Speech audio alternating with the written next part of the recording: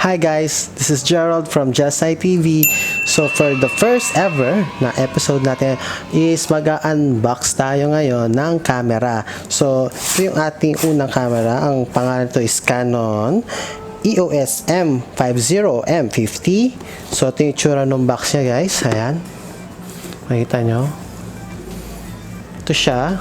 So ito yung gagamitin ko ngayon sa vlogging and episodes natin for the meme reviews natin. Then nabili natin to sa Henry's Camera. So shout out sa inyo sa Henry's Camera Gomez Quiapo. Shout out sa inyo and thank you po kay Miss Lorly for the suggestions. Actually wala po akong idea, so I'm a very beginner sa dating sa camera. More or less sa IT thing, may bihasa na ako for ilang years, pinapractice ko yung profession na to. So ngayon is first time kong gagamit ng camera. Salamat na lang sa lahat. So, start tayo. Oh, before tayo mag-start, remember, pag bumili kayo ng EOS M50, dapat merong promo sila, double check nyo lagi sa kanilang website, then i-scratch nyo to at i-register nyo dun sa website at para makakuha kayo ng mga points. So, meron sila sinasabi mga points pero hindi pa nagre-reflect sa akin ng kung ilang points na nakuha ko dito at kung anong pwede kong avail. Check nyo na lang sa website. Tingnan nyo lang sa description below. So, start na tayo. Pagbukas dito. So, as usual, ang una natin makikita is the manual. So, syempre, para magamit natin ng tama to at malaman ng kanyang full potential, syempre, dapat kailangan natin basahin ng manual nito. Next. Tapos nito, dito, syempre, yung battery niya. So, ito yung battery. Ang capacity nito, kung di ako nagkakamali, is 7.2 volts, 875 milliampere lang siya, so medyo mababa siya guys. Based sa group, sa Facebook group ng M50 is meron daw pang nabibiling generic na mas mataas ang kanyang capacity. So next natin is the charger itself, yung power charger ng battery. So maliit lang naman siya. Ayan. Next is the strap, of course. So, pag nagpa-travel tayo, mas madaling at mas secure dalhin ang camera natin. So, as you can see, ayan siya. There. Next is the power cord. So, ito yung ginagamit sa battery charger natin. So, it's either kung hindi kayo bilhin kayo ng adapter, kung hindi kayo ito ang saksakan ng yung sa inyo sa bahay. So, probably naman, pwede nyo rin naman palitan kung meron din kayo extra dahil generic din naman na yung ganito siya, yung bilog. Ayan. Next is, of course, ang pinaka-importante sa lahat, yung kanyang body. So, ito yung tsura ng body niya. Ayan. So, makikita nyo, malit lang siya. Ayan, guys, sobrang gaan niya. Bagamat wala pa yung lente, sa akin magaan naman siya, I think so. Tapos meron siyang protector dito, ayan, para sa lagayan ng microphone o kaya ng flash. Good thing, sa iba kasing nahawakan kong Canon na ibang model walang protector, so minsan nadadent. Next is isa pang pinaka-importante, of course, ang puso ng ating camera is the lens. So, ito yung kanyang nakasamang basic kit na lente. So, baba muna natin to. So, ayan siya. So, ito yung protection niya. Then, ito siya guys.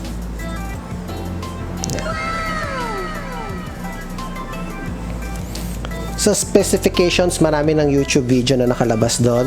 So, saan nyo na nanonood, may lalagyan na lang sa description below na link para mas comprehensive. Kumbaga, dahil beginners nga tayo, wala naman ako masyadong alam pa regarding sa mga parts. Pero, anyway, at least, ito, makikita nyo na may tsura. Napaka-handy niya. So, samahin na natin. Yan. So, ito siya ngayon. Ayan. Lagay natin ang battery, of course.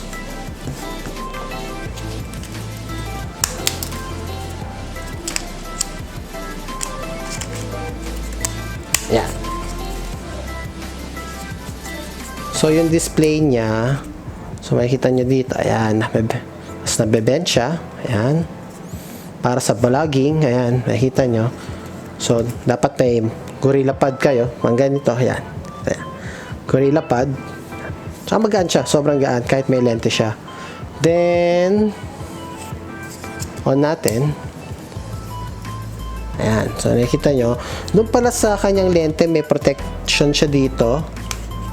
Kung mapapansin nyo, hindi siya nakalock. Then, maglalagay siya ng message na push and hold the lens switch in yung may triangle direction and then rotate the lens to enable shooting.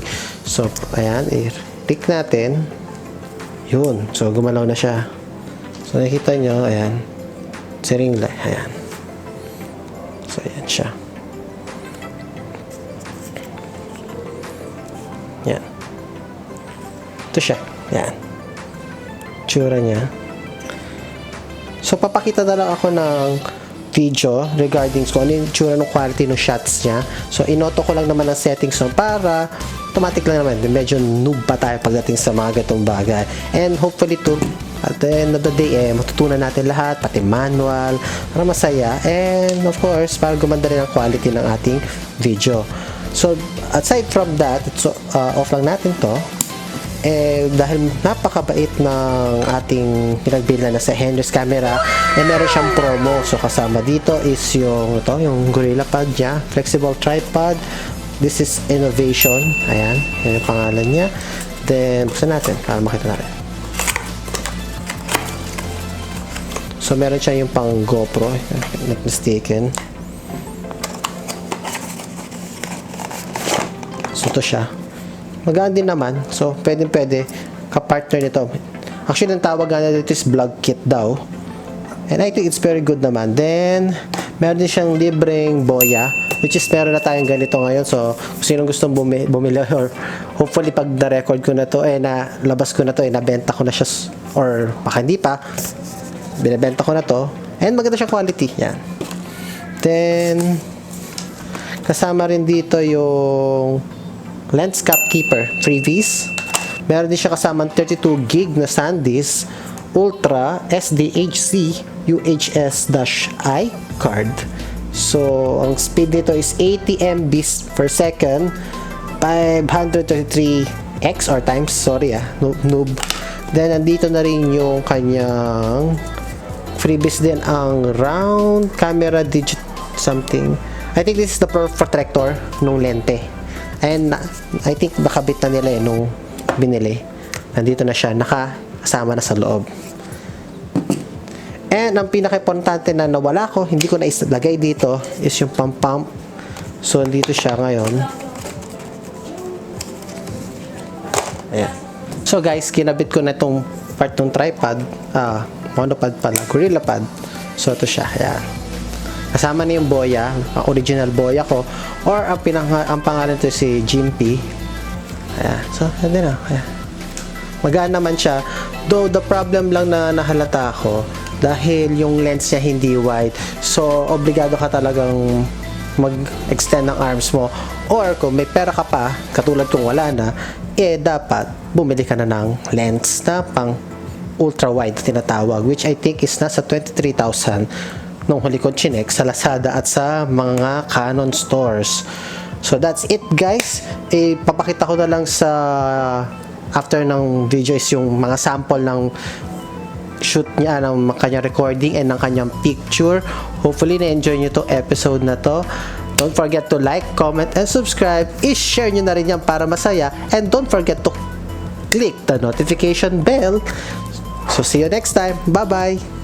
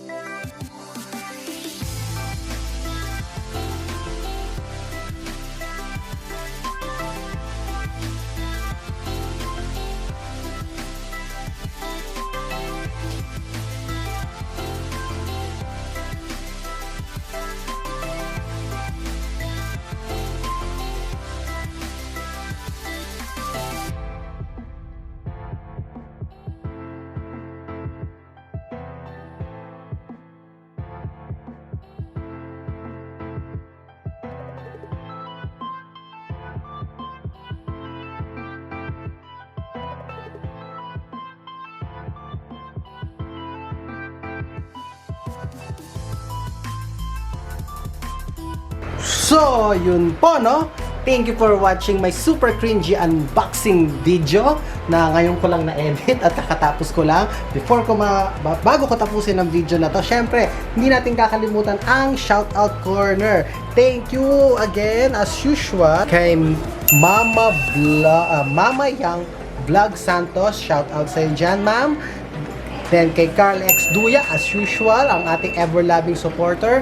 Then si Flipside 77 of Dragon Ball and Gaming. What a very unique username or channel name. Shout out sa iyo dyan. And kay Janina Marie Garcia, thank you. She likes daw the chair, so I think, ano sabi mo? Like ka rin daw niya, ma'am. Okay, shout out sa iyo dyan. And for the last one is Kai. Thank you for supporting the channel. Hopefully, masasagot ko ang mga tanong niyo in the near future. Again, see you guys next time. Next!